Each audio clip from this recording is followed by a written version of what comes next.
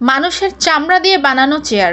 1957 সালের 16 নভেম্বর আমেরিকার প্লেইনফিল্ড শহরে পুলিশ এডওয়ার্ড গেইনের বাড়িতে গিয়ে এক ভয়ঙ্কর দৃশ্য দেখে। তার বাড়িতে একটি চেয়ার পাওয়া যায় যা মানুষের চামড়া দিয়ে বানানো ছিল। এটিই ছিল কেবল শুরু। বাড়ির ভেতর আরও অনেক ভয়ঙ্কর জিনিস ছিল। খুলি দিয়ে বানানো বাটি, মৃত মানুষের মুখ দিয়ে তৈরি মুখোশ আর শরীরের অংশ দিয়ে বানানো আসবাবপত্র। গেইন শুধু 2 জনকে খুন করেছিল বলে জানা গেছে, কিন্তু সে অনেক কবর খুঁড়ে মৃতদেহ বের করত।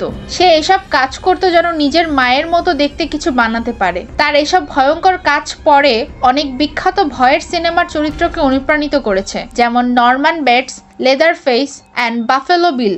মানুষের চামড়া দিয়ে বানানো সেই চেয়ার এখনো মনে করিয়ে দেয় বাস্তব জীবনে কখনো কখনো সিনেমার থেকেও বেশি ভয় লাগতে পারে। এমনই ইন্টারেস্টিং সব কাহিনীগুলো জানতে আমাদের চ্যানেলটি অবশ্যই সাবস্ক্রাইব করে আমাদের পাশেই থাকবেন। ধন্যবাদ।